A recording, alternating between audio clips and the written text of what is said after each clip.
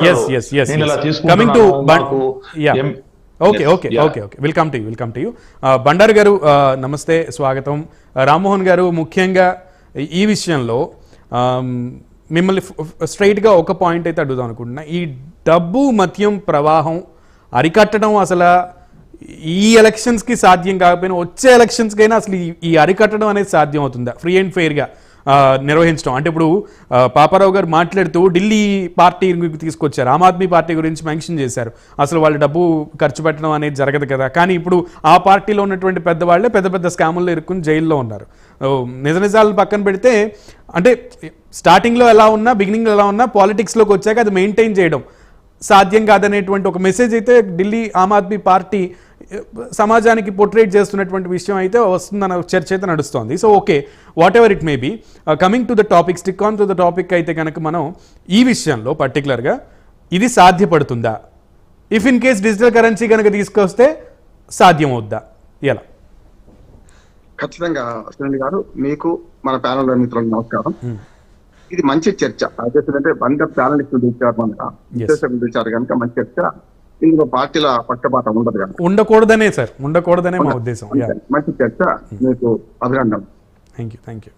మొదటిది, నేను 99 నుంచి ఎన్నికల నిఘా వేదిక తరఫున గత 6 ఎన్నికల్లో పనిచేస్తున్నాను. మనీ అండ్ లిక్కర్ పవర్ గురించి మేము ఎన్నికల నిఘా వేదిక రాష్ట్రాలు తిరుగుతాం, అక్కడక్కడ ఏం జరుగుతుందో తెలుసుకుంటుంటాం. అంతకుముందు కూడా నేను చీఫ్ ఎలక్షన్ ఏజెంట్ గా 4 ముఖ్యంగా పనిచేశాను కనుక బూత్ స్థాయి నుంచి పై దాకా లెక్కింపులో ఏం జరుగుతుందో తెలుసు.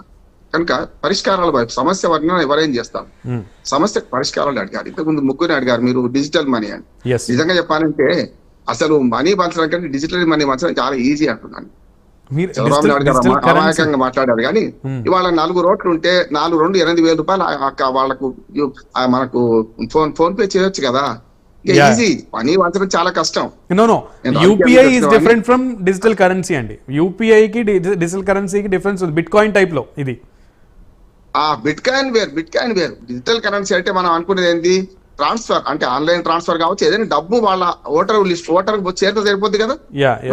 మొక్కజొన్న కంకులు అమ్ముకునే వాడికి మనం చిన్న కిరాణా షాప్ కు, మన పాన్ షాప్ కు కూడా మన డిజిటల్ కరెన్సీని మనం చేస్తున్నాం కదా. డిజిటల్ పేమెంట్ బిట్ కాయిన్ వేరు. ఇప్పుడు నేను చెప్పేది ఏంటంటే ఆన్లైన్ లో ట్రాన్సాక్షన్స్ చిన్న వ్యాపారస్తులు నడుపుతున్నారు కనుక ఓటర్లకు డబ్బు పంచడానికి ఇది మంచి రాచమార్గం, దాన్ని ఆహ్వానిస్తున్నాడు ఈయన. సమస్య ఏంటంటే డబ్బులు హవాలా మనీ చూస్తున్నాం, లక్షల కోట్ల రూపాయలు పట్టుకుంటున్నారు కదా, ఇవన్నీ చేరడం కష్టం అవుతుంది కదా. ఇది ఇంకా ఈజీ. అందుకనే ఏదైతే యూపీఐ వచ్చిన తర్వాత వీటిని పంచడం ఈజీ అయింది. డిజిటల్ కరెన్సీ లంచగొండితనానికి, ముఖ్యంగా మనీ అండ్ లిక్కర్ ప్రభావానికి ఎక్కువ గురవుతున్నాయి. ఇది అవుతుంది. నేను ఒక మాట చెప్తాను. 1999 లో 50,000 రూపాయలు ఒక అసెంబ్లీకి, 150,000 రూపాయలు పార్లమెంట్ కు మన పరిమితి ఉండే. ఇవాళ ఎంత, 40 లక్షలేమో, 45 చేస్తారట ఈ ఎన్నికల్లో. 40 లక్షలు అసెంబ్లీకి, 70 లక్షలు మనకు, 90 లక్షలు మనకు పార్లమెంట్ కు ఉన్నది. నిజంగా చెప్పాలంటే 50 లక్షలు కానీ 40 లక్షలు కానీ సరిగ్గా ఖర్చు పెడితే, నేను గజ్వేల్ ఎమ్మెల్యేగా పోటీ చేసినవాడిని 2009లో. నేను 5 లక్షల రూపాయలు, అప్పుడు చాలా తక్కువ, 25 లక్షలే ఉండే. నేను 5 లక్షల రూపాయలతో ప్రచారం బ్రహ్మాండంగా చేసిన. సమస్య అక్కడ లేదు. ఎక్కడ డబ్బు ఖర్చు అవుతుంది అంటే మనీ అండ్ లిక్కర్ పవర్ అనేది ఓటర్లకు డబ్బులు వంచేది, ఓటర్లను సాదేది. ఇప్పుడు 80 రోజుల షెడ్యూల్ ప్రకటించినాక లాస్ట్ రిజల్ట్స్ వరకు 80 రోజులు ఉందండి. ఇవాళ అభ్యర్థులు నాతో ఏం చెప్తున్నారు చాలా మంది అంటే, సరే ఎట్లా నడిపేయాలి ఎన్నికలు అంటున్నారు. మన ఉమ్మడి ఉభయ తెలుగు రాష్ట్రాల్లో 60 రోజుల టైం, 13 మే ఎలక్షన్ జరగాల్సింది. ఇప్పటి నుంచే మొదలైంది ఎన్నికల ఖర్చు అభ్యర్థులందరికీ కూడా. ఆల్రెడీ తాంబూలాలు ఇచ్చేసిన తనుక చావండి అని అందరూ ప్రకటిస్తున్నారు. ఇందులో ఏమవుతుంది, వీళ్ళందరినీ కూడా సాగడం కష్టం. గతంలో ఒక కార్యకర్త అంటే ఆ పార్టీ కట్టుబడి ఉండేవాడు, నేను చూశాను. ఇవాళ పార్టీ కార్యకర్తలనే కొనుక్కోవాలి, చాలా తప్పుగా. వచ్చిన దానికి వచ్చిందే కట్నం, వీళ్ళు దొంగలు, వీళ్ళందరూ పార్టీలు మారుతున్నారు. ఇవాళ ఓ పార్టీ రేపో పార్టీ ఉంటున్నారు. నష్టం ఏమింది, ఓటర్ల తప్పు కాదు. ఓటర్లు డబ్బులు తీసుకుంటున్నారంటే నేను చెప్పిన సామెత, చచ్చిన దానికి వచ్చిందే కట్నం అని తీసుకుంటున్నారు. ఇవాళ తప్ప ఎప్పుడు ఇవ్వరని తీసుకుంటున్నారు.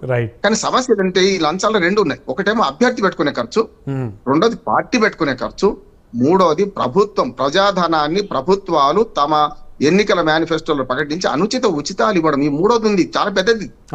గతంలో తమిళనాడు ఎంజి రామచంద్రన్ గారు ఉన్నప్పుడు ₹2 కిలో బియ్యం అంటే చాలా అందరూ ఆహ్వానించడం. ఎన్టీ రామారావు గారు ఇక్కడ చేసినప్పుడు కూడా 5.5 రూపాయలు ఉండే బియ్యం ₹2 ఇస్తే ఉన్నది. ఇలా 50 రూపాయల బియ్యాన్ని రూపాయికి ₹2 ఇస్తున్నారంటే అర్థం ఏమిటి? బియ్యం ఒకటే కాదు, మీరు చూడండి ఇవాళ అనుచిత ఉచితాలలో ఆంధ్రప్రదేశ్ లో చూసుకోండి, చంద్రబాబు నాయుడు గారు వరుసగా కర్ణాటక తెలంగాణ మించి ప్రకటిస్తున్నారు కదా. ఏమైతే ఎక్కడి నుంచి వస్తాయి డబ్బులు? ఇవాళ మనకు నవరత్నాల పేరు మీద వైసీపీ చేసిన ఇవాళ ఇప్పుడు ఈ పేరు అదే.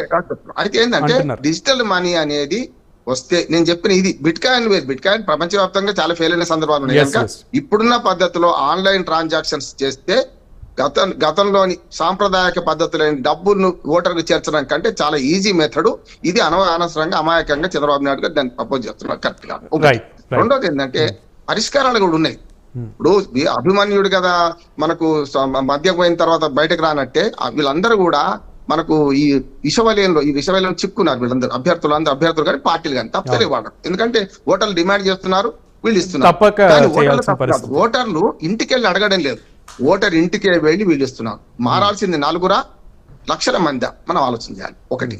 రెండోది ఏంటంటే వాళ్ళకు డిమాండ్ సప్లై ఎట్లా ఉంటది అంటే వీళ్ళు ఇస్తున్నారు, వాళ్ళు తీసుకుంటున్నారు. వీళ్ళు ఏమంటున్నారు, సినిమాలు కదా మేము తీస్తున్నాం, మీరు చూస్తున్నారు, వాళ్ళు చూస్తున్నారు, మేము తీస్తున్నాం అన్నట్టు ఒకరినొకరు ఆరోపించుకుంటున్నారు. కానీ చేయాల్సింది ఏంటంటే ఇవాళ ఎన్నికల సంస్కరణలో భాగంగా ఈ ఎన్నికల విధానాన్ని మారిస్తే సాధ్యం. ఉదాహరణకు ఇవాళ FPTP ఉన్నది, ఫస్ట్ పాస్ ద పోస్ట్ విధానంలో. అంటే ఒక్క ఓటు ఎక్కువ వస్తే గెలుస్తాడు, ఒక్క ఓటు తక్కువ వస్తే పోతాడు కదా. చూసాం కదా 2%, 1.5% ఓట్లతో ప్రభుత్వాలు మారినాయి. ఈ స్టేట్స్ మారాలి. ఎప్పుడు మారుతుంది? తమాషా పద్ధతి ఎన్నికలు వస్తే పార్టీకి ఓట్లు ఉంటాయి, అందులో లోపాలు నేను కాదంటలేను. కానీ ఉన్నంతలో ఈ ప్రజాస్వామ్యంలో FPTP పద్ధతి కంటే తమాషా పద్ధతి ఓట్లలో పార్టీలకు విలువ ఎరుగుతుంది, పార్టీలకు ఓట్లు వేయాల్సి వస్తుంది. పార్టీలకు వచ్చిన ఓట్లను బట్టి, ఓట్ల శాతాన్ని బట్టి సీట్లు వస్తాయి అనుకోండి. అప్పుడు అభ్యర్థి గెలుపు గురాల వరకు మన పార్టీలు ఆలోచించవు. పార్టీలు ఆలోచిస్తుంది వాళ్ళు గెలుపు గురాలు కావాలి ఎవరికైనా సరే. అంటే డబ్బు, కులబలము, డబ్బు బలము, అంగబలం, అర్థబలం ఇవన్నీ కావాల్సి వస్తుంది. దీంతో ఏంటంటే పార్టీ కనుక పోటీ చేసి పార్టీలకు దామాషా పద్ధతిలో ఓట్ల శాతాన్ని బట్టి సీట్లు వచ్చినాయి అనుకోండి, ఇది పోవడానికి అవకాశం ఉంటుంది. కానీ ఇప్పుడు మనం ఏం చేస్తున్నాం అంటే గొంగట్లో కూర్చొని వెంటకు లేకుంటున్నాం. ఈ గొంగడి మార్చకుండా సాధ్యంగా ఇంకొక మాట చెప్పి ముగిస్తాను. ఈ ప్రలోభాలు వాళ్ళు కొత్త కాదంటున్నాం. 1951-52లో మొట్టమొదటి సార్వత్రిక ఎన్నికలు జరిగినప్పుడు కాంగ్రెస్ పార్టీ బలంగా ఉండే, అప్పుడు జాతీయోద్యమాల నుంచి వచ్చిన పార్టీ ఉండే. కమ్యూనిస్ట్ పార్టీలు వ్యతిరేకంగా ఉన్నారు. కమ్యూనిస్ట్ పార్టీల వాళ్ళకు ఎట్లాంటి దిక్కుదోస్తలేదు. వాళ్ళకి అప్పుడు మన ఉమ్మడి హైదరాబాద్ రాష్ట్రంలో అయితే PDF అని పోటీ చేశారు, ప్రోగ్రెసివ్ డెమోక్రటిక్ ఫ్రంట్. వాళ్ళకు ఇవాళ కాంగ్రెస్ పార్టీకి ఉన్న చెయ్యి గుర్తు వాళ్ళ గుర్తు. అప్పుడు ఈ చెయ్యి గురించి సెంటిమెంట్ లేపారు అన్నాడు కాంగ్రెస్ పార్టీ వాళ్ళు. ఏమనంటే అది ఉప్పలం మొడిచినట్టు ఊళ్ళో ఇంట్లో కనుక కాంగ్రెస్ మొండి చేయికి ఓటు వేయకండి అని. ఇప్పుడు ఆ మొండి చేయి వీళ్ళకి వచ్చింది. కానీ ఆనాడు ఏం చేశారంటే కాంగ్రెస్ పార్టీ వాళ్ళు పంచెలు పంచారు. ఫస్ట్ టైం మొట్టమొదటి ఎన్నికల్లో పంచెలు పంచారు ఉమ్మడి 2 రాష్ట్రాల్లో కూడా. పంచితే కమ్యూనిస్ట్ పార్టీలకు ఏం తోసక వాళ్ళు ఏమన్నారంటే వాళ్ళకు ఆరోపణ చేశారు. ఏమని, అయ్యా అధిష్టాన వర్గం నుంచి పంచెలు వచ్చినాయి, అంగీలు కూడా వచ్చినాయి, ఈ అంగీలు దాచిపెట్టుకున్నారు, పంచెలు పంచుతున్నారు, చలం చేయాల్సి వచ్చింది. ఆనాటి నుంచి ఈనాటి వరకు ఎన్నికల ఖర్చు పెరుగుతూ తడిసి మోపడై ఇవాళ వేల కోట్ల రూపాయలు ఎన్నికల్లో ఖర్చు అవుతున్నాయి. ఇప్పుడు అభ్యర్థులు తిరుగుతూ కూడా మీకు చీరలు అందినయా అమ్మా, మీకు సారెలు అందినయా అమ్మా అని అడుగుతున్నటువంటి పరిస్థితి. అభ్యర్థులు ఇంకొక దుర్మార్గం ఏమొచ్చిందంటే వస్తాను హుజురాబాద్ మునుగోడు ఉప ఎన్నికల తర్వాత జరిగింది ఏంటంటే ప్రజలే బయటకు వచ్చి మా వాడకట్టుకు పైసలు రాలేదు అని ధర్నాలు చేసే స్థితికి వచ్చాం కదా. అందుకనే రాజీవ్ కుమార్ గారు తెలంగాణ ఎన్నికలకు ముందు హైదరాబాద్ కు వచ్చి మీటింగ్ పెట్టి ఏం చెప్పిండంటే ఇప్పటికే దాటాల్సిన డబ్బు దాటిపోయింది, ఎవరి చేతిలో ఉండాల్సిన డబ్బు వాళ్ళకి వెళ్ళిపోయింది, మీరు ఏం చేస్తున్నారు అని అధికారులు మందలించారు కదా. మనకు స్పష్టంగా చీఫ్ ఎలక్షన్ కమిషనరు అధికారులను మందలించారు, మీరు ఏం చేస్తున్నారు, కళ్ళు మోసుకున్నారు అని. మునుగోడు హుజూరాబాద్ ఉప ఎన్నికల గురించి కూడా మాట్లాడండి ఆయన. ఇవాళ అచ్చంగా జరుగుతుంది ఏంటంటే డబ్బు లేకుండా పని కాదు. మనీ అండ్ లిక్కర్ పవర్ మీద మేము ISBలో మొన్ననే మీటింగ్ పెట్టుకున్నాం పెద్ద ఎత్తున. దానిలో హైదరాబాద్ దేశమంతా మేధావులను పిలిపించి దానిలో మేము తేల్చింది ఏంటంటే ఈ రెండు పోవాలంటే ఎన్నికల విధానంలో మార్పు రాకుండా ఈ పద్ధతిలో ఎన్నికలు జరిగితే ఎన్ని రోజులు జరిగినా గెలుపు గుర్రాలకు డబ్బులు కావాలి చేస్తారు. అందుకని దీని విధానం మార్చాలి, గొంగడి మార్చాలి.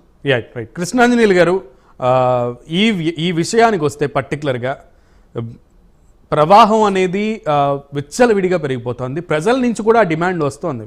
రామ్మోహన్ గారు